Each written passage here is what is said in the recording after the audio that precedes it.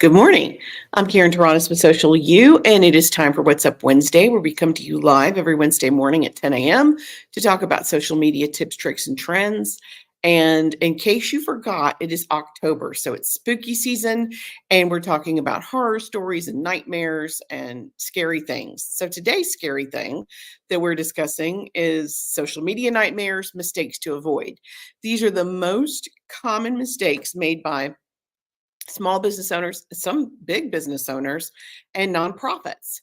And I started out with 10, and I got excited and kept going. So there's 15. So yay, there's 15. So let's go ahead, jump in. And if you have any questions, feel free to stop me. I'm happy to answer your questions. And these are in no particular order. They're random. So number one, not checking your stats. If you're failing to track and analyze your social media performance, it will prevent you from identifying areas for improvement so you can optimize your strategy. How do you know what to fix if you don't know what's broken? Or how do you know what to repeat if you don't know what's working? It's very critically important for you to, periodically check your stats and make sure you're doing what you need to be doing. The second mistake would be not knowing your audience or your ideal client, so you're using the wrong platform. And this happens a lot more than you think it would. Facebook is just about a necessary evil. It's very difficult to escape being on Facebook. Just the whole world's on Facebook. But there are people who get really locked down on TikTok, and that may not be where their audience is, or they'll get really locked down on Instagram, and that may not be where their audience is. So it's very important for you to understand who your audience is so you can identify the best way to communicate with them. And different platforms maintain different people. So you need to know that. Number three, incomplete bio or missing contact info. Every second of every day, people lose their attention span gets shorter and shorter. Years ago, it was like 7 seconds. I would be surprised now if it's 2 or 3 seconds. You have to have your contact information easy to read, easy to get to, very accessible, because what's happening is if they can't find your contact info, they're going to go to the next person. I will stick it out for maybe a whole minute and look for it, and that's not normal. Most people, if they don't see it immediately, they keep going. And if you need evidence of this, people will ask you a question on a post on Facebook when the answer is literally above where they are. They just don't want to scroll back and look at it. They want you to tell them. If that's not indicative of the attention span shifting, I don't know what is. Okay, number four, the worst mistake, the worst nightmare you can make online. One size does not fit all, period.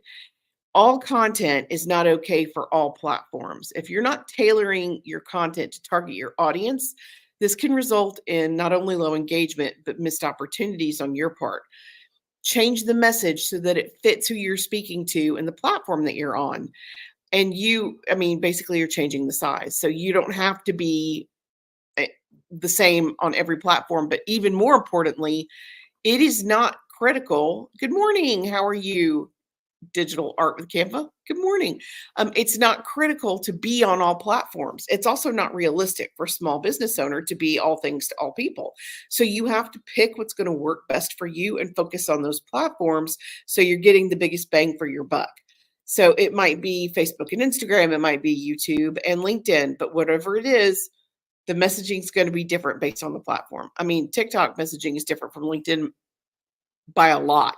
So tweaking for Facebook to Instagram is a little different, but sometimes it can be a big difference. Just be aware of that as you are generating your content. Number five, overposting or inconsistent posting, underposting. If you're failing to maintain a regular posting schedule, it will lead to a decline in your audience reach and your engagement. People and the algorithm on each platform rewards consistency. They are all about rewarding those who are posting in a consistent way. And Instagram takes that a step further. They want you to engage with people after you have actually done your own posting. So bear that in mind, because it does happen and it happens often. You have to be consistent. And I would rather consistently see 2 or 3 really good posts a week than to have 6 that make no sense or don't really work with your brand, or are not good information. It's always going to be quality over quantity, but consistency matters. Number 6, it's never about you, ever, as the business owner. It's always about your client. You always have to ask what's in it for them, not you. And if you are not transparent enough, or if you're too salesy, people don't want to hear that. They don't want to be hit up constantly for sales. You want to educate, inform, and entertain, and try to maintain that 20/80, where you have 20% of the time you're asking for the sale and 80% of the time educate, inform, entertain. So it can't always be about you.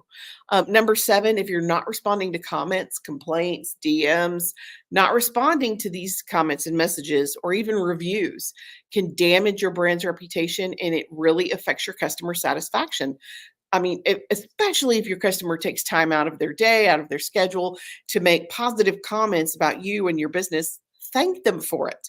Or even worse, if you have a terrible review and it's true and you don't address it, that's sloppy. And people look for that kind of stuff. If you've been in business for more than 5 minutes, you're going to have a negative review somewhere. And a lot of people will check to see how you respond to the negative, because it tells them how you're going to perform in a worst case scenario. It does. So check those comments and DMs consistently. Okay, number 8, using low quality images and videos. Poor visual quality will turn off your audience and diminish your brand's credibility faster than almost anything else. So what do I mean by that? I mean, there are so many very good, outstanding copyright-free images. There's no reason for you to get sued for using the first image you see on Google. This is what Canva's for. Canva has come so far in a short amount of time. If you have a professional account, you have the ability to use those images on your blog, on your social media presence. And there are multiple resources that have copyright-free images. Pexels, Pixabay, Styled Stock, New Old Stock, Gratisography, so many different Unsplash platforms that have free images for you to be able to use. There's no need for you to use something pixelated or watermarked. Just make sure what you're using looks good, because you don't want to be noticed for the wrong reason. Just bear that in mind. Okay, where are we? Number 9. So don't use poor quality images is number 8. Number 9, not using video. It is 2024. If you are not engaging with video, I mean, I almost really don't know how to address that, because it's so prevalent. It's so used. It is the conversion rate for video in your email on your homepage is so much higher than anything else you can generate or create. If you haven't started using video, it's time to check into that, so that you have that content available to you, and build your video library. Okay, number 10, buying followers. I'm actually really surprised at how many people can continue to do this. Instagram seems to be the worst platform for purchasing followers. It is the most common on Instagram. It's very easy to tell when you have 1 million followers and there's a 0.5% of engagement. It's easy to tell that those followers are fake. So don't do that. Not only does it look terrible for your engagement, Instagram weighs that in their algorithm. If people aren't engaging with your content who follow you, they assume it's not great content. They're not going to let anybody see it. I would much rather you have 100 followers who are really engaged with your brand and talk to you than to have 1,000 followers who have no idea who you are. Community over quantity, always. So make sure you have real legitimate followers. Okay, number 12, overusing promotions. If you're constantly promoting products or services without offering valuable content, you're going to annoy your followers. And overposting and boredom are the 2 most common reasons that you're going to be unfollowed. And boredom equates to not enough posting, and overposting or too salesy, same thing. If I call it Goldilocks syndrome. It has to be just right. You can't go too far or not far enough. It has to be consistent. And a good example, and this is not true of all car salesmen, but used car salesmen have a reputation for being too salesy, where that's constantly, here's a car, here's a car, here's a car. it's too much. It's too much. If you're not going to educate or entertain, people are going to stop paying attention to what you're doing. So make sure that there's balance there. Again, 80-20.